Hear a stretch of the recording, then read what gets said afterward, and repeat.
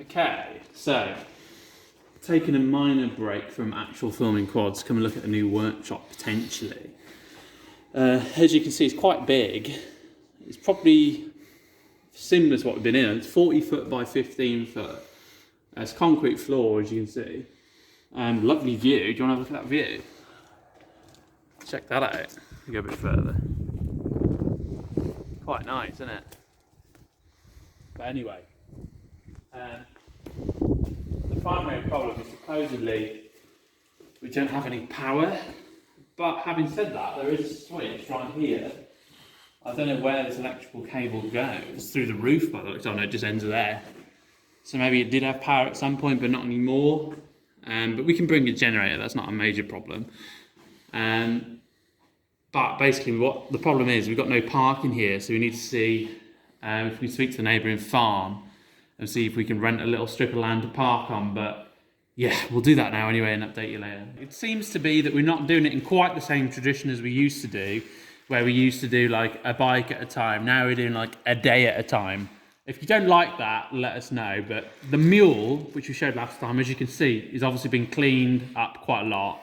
Has got a flat tyre, as you can see, but that's only a puncture. We'll sort that out. The windscreen is now fitted as best we can fit it, which is quite a job, to be honest, because you saw the previous one was a million billion different pieces. But we've got the struts on, we've got the seal on, and the catches. We're missing a couple of bits that weren't on the original windscreen, but it's not a massive deal. We can order them if need be. The only thing we've got to do, which I had to wait for Ruben, is that the windscreen wiper isn't fitted because obviously someone has to hold it from behind while the other person screws it in at the front. But anyway, that's done. We've also painted the bed,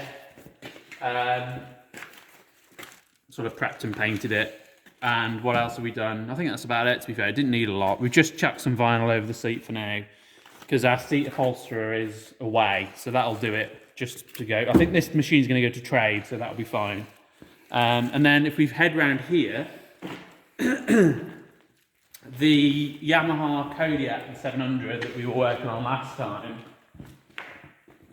I think the last update of this is that we put a fuel pump in it and it was fine, running fine.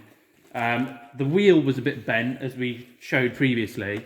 I've now got that new arm fitted, and the wheel, as you can see, is dead straight. It's fine. Here's the arm now. I can't remember if I showed this last time or not, but here's the arm that came off. And this bend basically shouldn't be anywhere near as pronounced as it is. But anyway, still waiting on the water pump for that. Haven't touched that.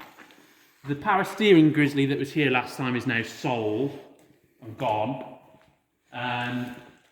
So now today we're going to work on the other 450 Grizzly that we picked up last time. Got the starter solenoid, got the new starter, so we've got to get them fitted now. Also got a rear light for it, light lens and unit. So we'll get that done and we'll be back in a minute.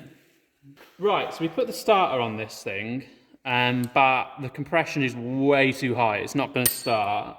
But it's not really compression, but there's too much resistance. And when I put the bike in gear and try and bump start it, something in here is causing the whole bike to move, which it shouldn't do, even if it's in gear. So what we're going to do is we're going to whip this plate off, and then we're going to take this cover off and just have a little look at what's going on. And we'll probably end up removing the the primary clutch and belt and just see what happens, basically. So yeah, we'll get it back in 2 minutes.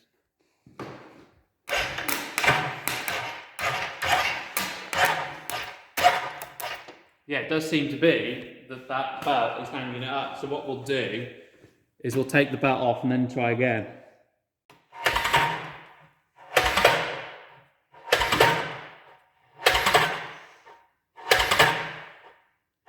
Okay, well it still seems the bloody same to me. I'll try taking the primary off, but it doesn't look that good, to be honest.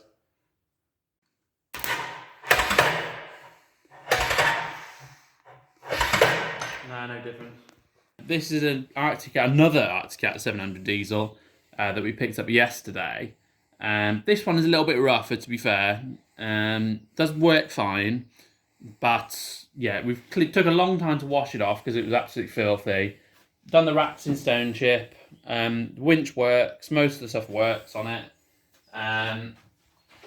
Actually, to be fair, this machine's sold already. Put it on for £2,500, which is quite cheap for one of these, to be fair. About £1,000 below what would be market for a very tidy one.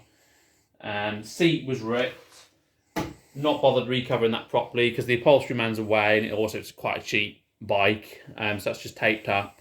The other thing is that I might have to fix or may not is the start button didn't work over here, so instead it's got this engine sort of kill, which can be slightly sort of iffy to press. As you can see, it takes a few presses to get it going. Yeah, I'm definitely gonna have to replace that. There we go. But I'm going to have to replace that before the guy picks it up, because obviously I don't, for the sake of a few pounds, it's not worth the bother. And we've got quite a lot more updating to do at the farm, so we'll be there in a minute. This is the diesel that we were doing the water pump on. It's now got the new water pump and does not leak. So that is done. Has no problems, all completed. Just got to bleed the antifreeze through, which is why there's an antifreeze bottle on it. I think that one's actually sold, and we're getting another Acticat diesel in part exchange, an older one. So I have to see what happens with that. That we've still not touched, because that's really annoying. This one is done, as we said before. That's no update again, just waiting on the exhaust can. This one, which we were working on last time, we took the clutch cover off on the other side, and that made absolutely zero difference. As you can see, the clutch is now off. But it still does the same. It still tries to crank and just doesn't. Adjusted the valves, you can see here. We've checked the timing on the chain, but it's all fine. So really, I don't understand what's going on with this one. This is another one that's annoying me. It seems we've had a couple of these lately. So really, I think the next stage is take the head off. But I probably won't do that today because it's quite, not time consuming, but it does sort of make a mess. So what we're probably going to focus on today is we had this one come yesterday as well up here. This is another Grizzly 450. This is a camo one, which is quite rare actually, to be fair. Slightly old, I think it's about an 07. Bodywork wise, it's in quite good condition. I'm told that it runs, drives, works fine, but the delivery man we sent, who's an absolute idiot, he is an idiot, has left the key in it, and the key's gone somewhere on the journey back, which is highly annoying. So because that one's not running, what we're probably going to do is just swap the ignitions, get this one started. It's also missing a side panel, so we'll probably rob that off that one for now, because then this one will be pretty close to ready for sale. So we're going to focus on this one now, and then we'll get back to you.